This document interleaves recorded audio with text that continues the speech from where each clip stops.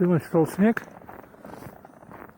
И вот впервые за этот год власти вообще ничего не убирали. То есть тротуары, дороги, все в снегу. Вот идем.